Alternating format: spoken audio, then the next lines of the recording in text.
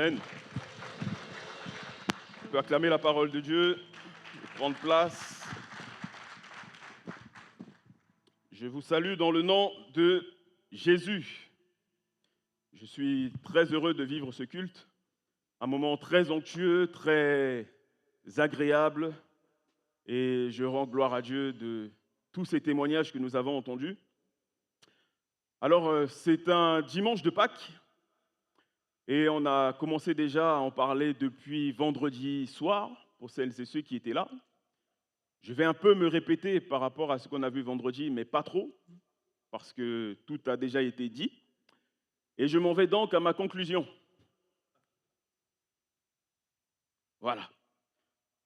Vendredi, on a parlé de la Pâque de l'Ancien Testament, on a parlé dans le Nouveau Testament, on a défini ce que c'est la Pâque.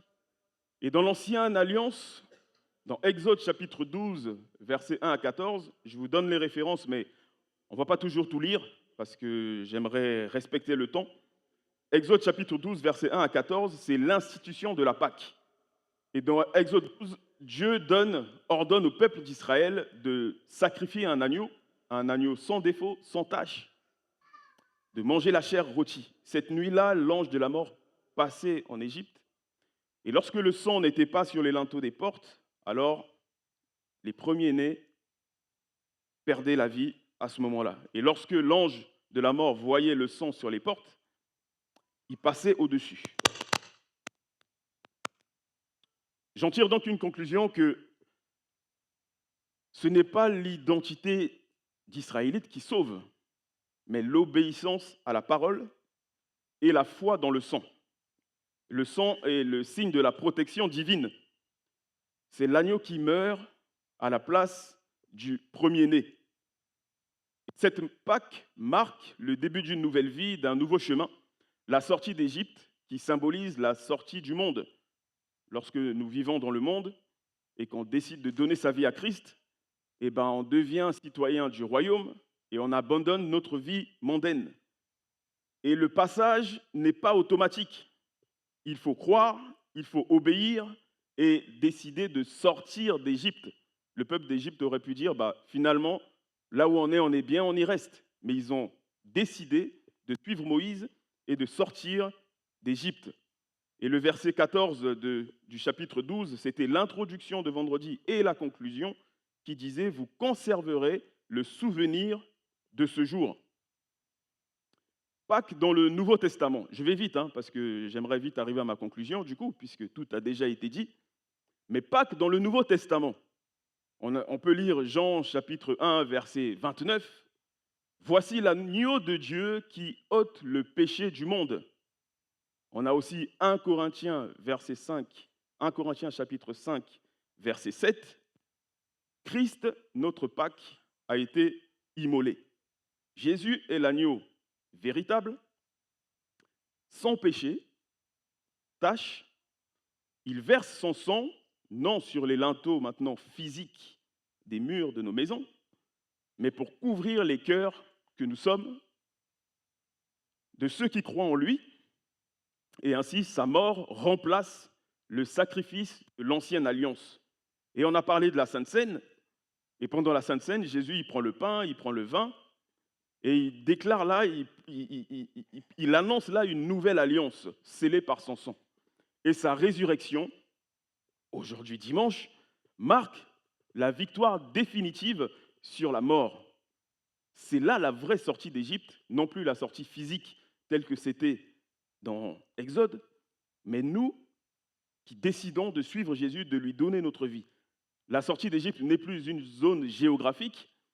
Il n'y a plus besoin d'aller en Égypte pour dire je dois suivre le chemin qu'ont vécu ces gens-là pour vivre et accepter Jésus, mais ça se passe dans mon cœur.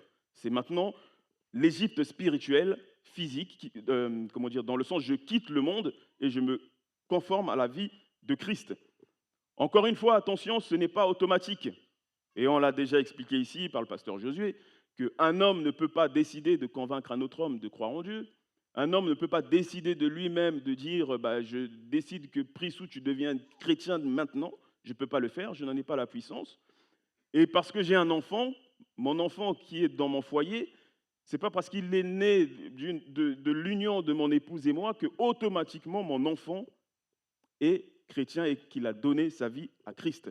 Il faut croire, il faut se repentir et il faut naître de nouveau. J'ai fait quelques parallèles comme ça dans l'ancienne alliance et la nouvelle alliance. L'Égypte, à l'époque, qui était le lieu d'esclavage, aujourd'hui, c'est représenté par le monde, le péché. L'agneau sans défaut, naturellement, Christ sans péché. Le sang sur les portes, le sang sur nos cœurs. Obéissance physique, pour nous, aujourd'hui, c'est foi et repentance. Libération d'un peuple, le salut pour tous. Vie dans le désert avant, je décide de vivre avec Christ. Jésus est mort un vendredi aux alentours de 15 heures, puisque Marc 15, versets 34 à 37 nous dit qu'il était vers la 9e heure. Et dans les enseignements que nous avons reçus ici, bien sûr, vous savez, aux alentours de 15 heures. Tout le samedi, il est resté dans le tombeau, son corps physique. Et le dimanche matin, très tôt, à l'aube, alléluia, Jésus est ressuscité. Amen. Alors hier, dans la voiture, mon épouse me dit, mais attends, il y a un problème. Je dis, mais je me grattais la tête, je dis, ma femme, quoi, elle me dit, il y a un problème. Elle me pose toujours une colle. Hier, dans la voiture, elle me dit, mais attends, pourquoi on dit Jésus, il est mort, il est ressuscité le 3e jour. S'il est mort un vendredi à 15 heures, et là, elle est partie dans ses calculs. Vendredi 15 heures, samedi 15 heures, un jour. Du coup, samedi 15 heures, dimanche, mais ça fait pas 3 jours. J'ai dit, femme, qui es-tu? Tu me poses une colle, qu'est-ce que tu veux que je réponde à ça? Jésus, il est mort, il est ressuscité le 3e jour. Elle m'a mis un doute. Du coup, j'étais là, je dis, mais c'est lundi, c'est mardi, c'est comment? J'ai dit, non, il faut que je me défende quand même. Tout le samedi, il est resté dans le tombeau. On peut lire Matthieu 28, verset 1, parce que Matthieu, comme j'enseigne à ceux avec qui je partage la parole, c'est que si vous voulez comprendre les traditions juives, Matthieu, il est précis sur ça. Il traîne beaucoup sur les traditions juives. Donc quand vous lisez Matthieu, c'est l'un des évangiles le plus long. Il faut avoir la force de le lire. Après le sabbat, à l'aube du 1er jour de la semaine. Je m'arrête. On peut lire Luc 24, verset 1. Le 1er jour de la semaine, elles se rendirent au sépulcre de grand matin. Le 1er jour de la semaine, on sait que c'est dimanche. Aujourd'hui, c'est lundi. Mais le 1er jour de la semaine, c'est un dimanche. Et selon les traditions juives, madame, mon épouse, toute partie d'un jour est comptée comme un jour entier. Je répète, selon les traditions juives, toute partie d'un jour est comptée comme un jour entier. Matthieu 12, 40 nous parle de la comparaison de Jonas dans le poisson. Et on a aussi la comparaison naturellement avec Jésus. Et 1 Corinthiens 15, versets 3 et 4. Donc, ça, c'est des versets que je te partagerai en intimité. Comme je vous disais, j'en arrive à ma conclusion. Vous voyez, c'est rapide. Hein? Dimanche de Pâques, j'en arrive à ma conclusion. On a parlé de Pâques dans l'ancienne alliance. On a parlé de Pâques dans la nouvelle alliance. Mais j'aimerais maintenant conclure en vous disant que Pâques, c'est nous. Pâques, c'est toi. Pâques, c'est moi.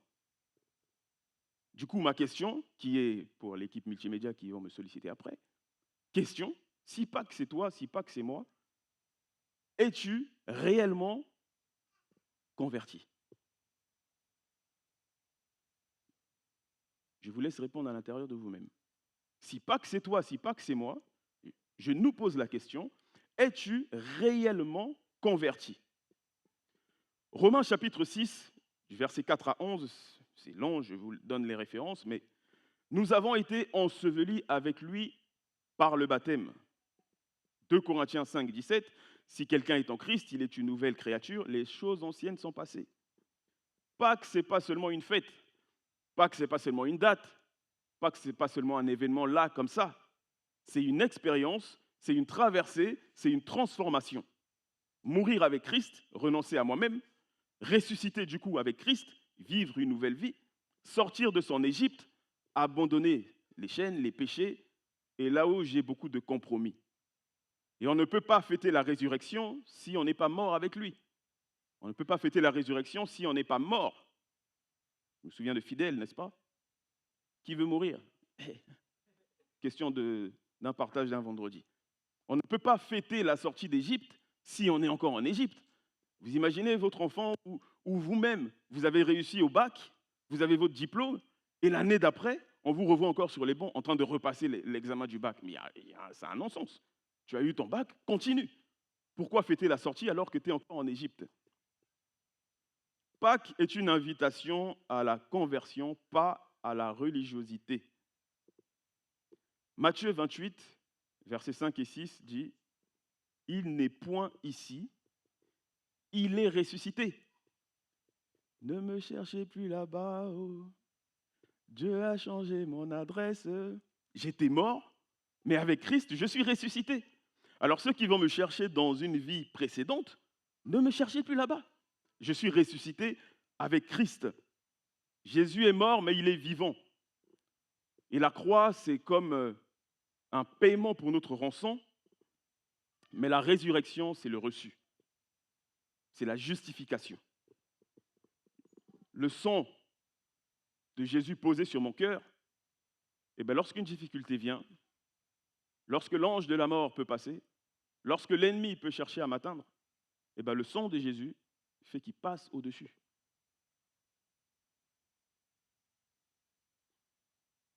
La conversion est importante, et je vais insister sur ça pour terminer. La conversion, c'est une action importante, c'est une action de toi, de moi. Dieu ne nous convertit pas, c'est nous qui nous convertissons nous-mêmes. Je répète, ce n'est pas Dieu qui convertit, c'est moi qui me convertis. Et se convertir, on l'a déjà dit ici, c'est je marche vers ce chemin, je décide de me convertir. Se convertir, c'est se retourner pour aller, non pas forcément dans une direction opposée, mais c'est pour aller vers quelque chose.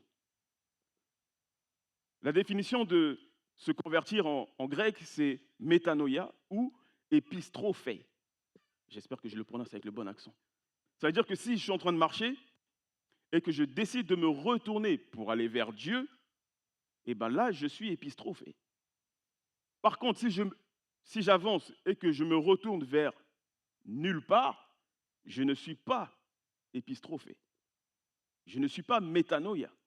Je n'ai pas été transformé. C'est juste que j'ai changé de direction. Et c'est pour ça que souvent on se trompe avec notre conscience de dire « Ah Seigneur, j'ai tel péché, Seigneur, j'ai telle difficulté, je te demande pardon, demain je ne vais pas recommencer. » Je ne sais pas vous, mais j'ai connu ça. Et puis tu vis, tu avances, et puis un jour, tu retombes dans le même péché. Tu retombes dans la même difficulté. Mais Seigneur, ah pardon, bon, c'est encore moi. Je te demande pardon pour tel péché. Et ça, c'est juste le sentimentalisme. Tu n'as pas été totalement converti. Tu n'étais pas totalement retourné vers Dieu.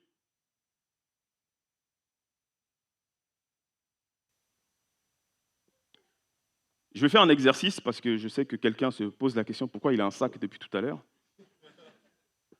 Je vais faire un exercice simple, vous allez comprendre. Je vais inviter, j'ai invité Aurélie, s'il te plaît. C'est tombé comme ça au hasard. Et je vais inviter Noélie. Je sais que tu ne m'en voudras pas. Si tu peux juste te mettre là, s'il te plaît. C'est un exercice qui va durer 30 secondes, vous allez voir. Hier, j'ai reçu un cadeau, du coup, je suis heureux que ceux qui nous ont offert ce cadeau soient là. Tu peux te mettre juste ici, s'il te plaît. Thank you. C'est pour les mariés. Admettons que ma sœur Noélie est en train de vendre, je ne sais pas ce qu'elle vend, on va dire des œufs de Pâques. Comme ça va faire plaisir à certains. Elle vend ses œufs de Pâques. Et puis la sœur Aurélie, elle est là, elle dit, tiens, je veux les acheter.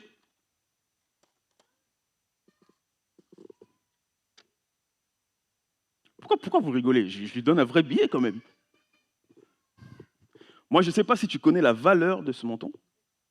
Tu te débrouilles. Mais en tout cas, ton exercice, c'est d'aller voir la sœur Noélie et d'acheter ce paquet de je ne sais ce qu'elle vend.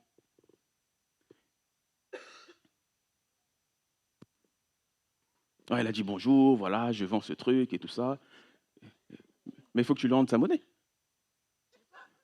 Comment ça, t'as pas la monnaie? Non, c'est pas pile poil. C'est pas pile poil. À ton avis, combien tu dois lui rendre? Si tu sais pas, tu dis je sais pas. C'est un beau billet, c'est vrai. Mais si tu... Combien tu dois lui rendre? Bon, tu sais pas. C'était juste un simple exercice. Ça, c'est 10 000 francs CFA, pour celles et ceux qui ne savent pas. Ça revient à, je vais y venir.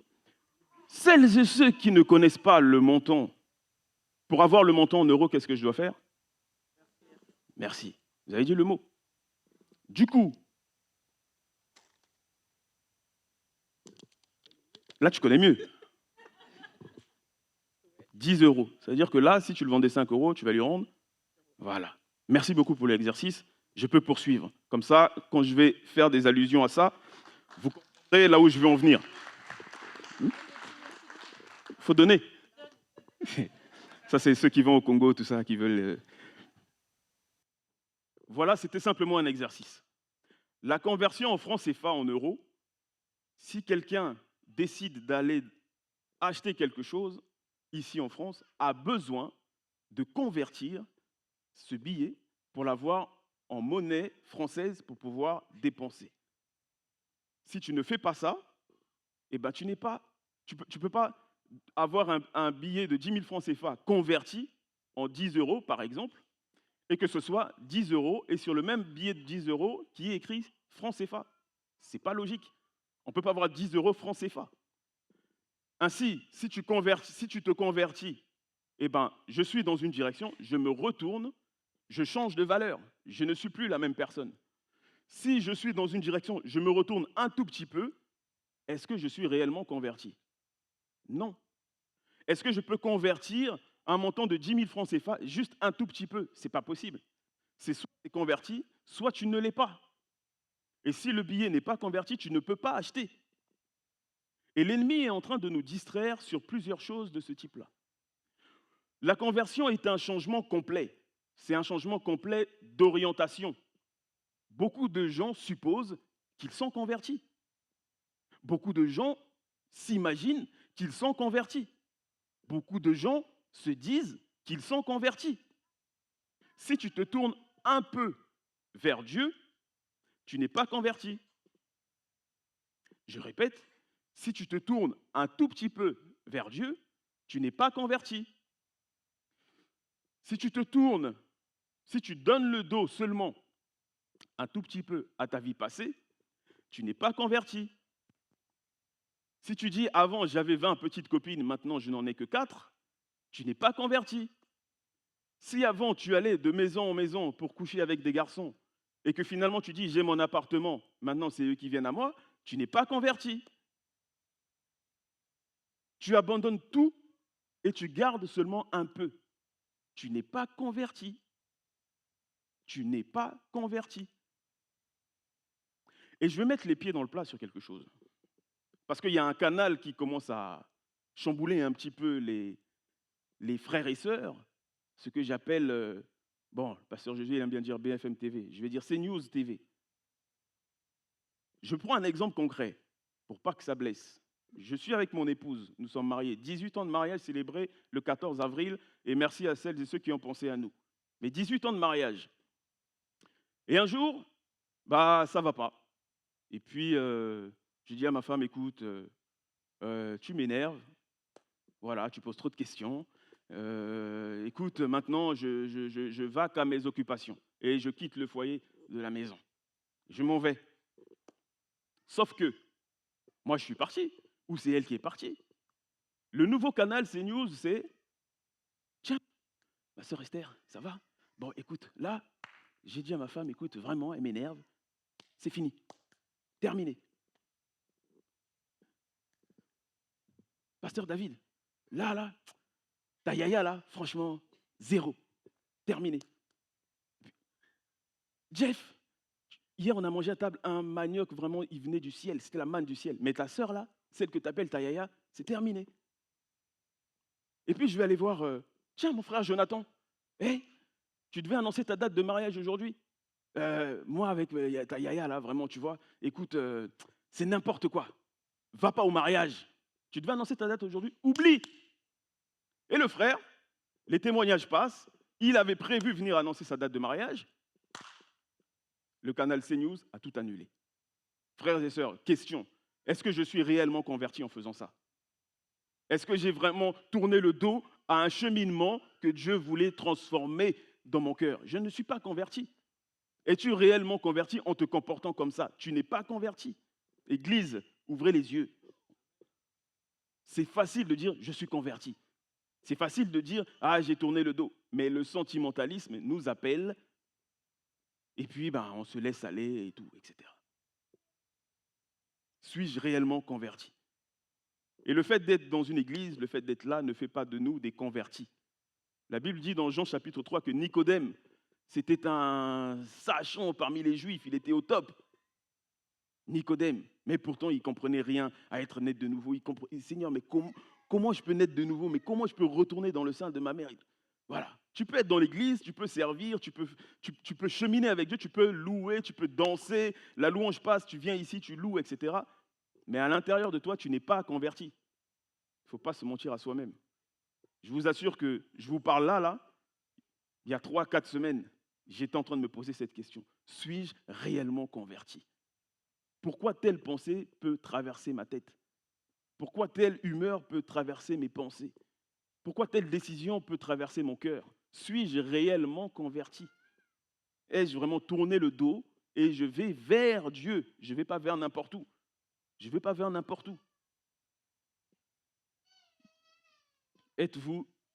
Avez-vous changé d'orientation? Si tu ne te convertis pas, c'est Matthieu 18, verset 3 qui nous le dit, on l'a vu vendredi. Si tu ne te convertis pas, tu n'entreras pas dans le royaume des cieux. Je vous le dis en vérité, si vous ne vous convertissez et si vous ne devenez comme les petits-enfants, vous n'entrerez pas dans le royaume des cieux. Ce n'est pas moi qui le dis, c'est la Bible. Ce verset est un appel clair à la conversion présenté par Jésus lui-même. Il souligne que la conversion est une condition absolue pour entrer dans le royaume de Dieu. Tu peux l'utiliser dans différents types de ta vie, différentes décisions. Suis-je réellement converti en prenant telle décision? Suis-je réellement converti en allant dans telle direction? Bien-aimé, j'ai envie de laisser cette phrase peut-être qui va vous faire rire, mais toi et moi, nous sommes la Pâque d'aujourd'hui. Mais pas de Pâque, pas de passage. Pas de Pâque, pas de passage. Pas de traversée. Si vous n'acceptez pas Christ, il n'y aura pas de traversée. Pâques, c'est passer au-dessus, passer à autre chose. Et Dieu, quand il vient, il voit le sang de Jésus, malgré, je ne dis pas qu'on doit être parfait sans péché, etc., mais le péché accidentel. C'est ainsi quand Dieu vient pour apporter une sanction, c'est le sang de Jésus qui nous justifie. Mais pour cela, tu dois appliquer le sang à ton cœur, tu dois te convertir, naître de nouveau, changer de vie. Pâques, ce n'est pas une date, Pâques, ce n'est pas un rituel, c'est une décision, c'est un passage, c'est une conversion. Et aujourd'hui, sors de ton Égypte, reçois le sang, passe de la mort à la vie, parce que Pâques, c'est toi. Amen. Je vous laisse dans le nom de Jésus.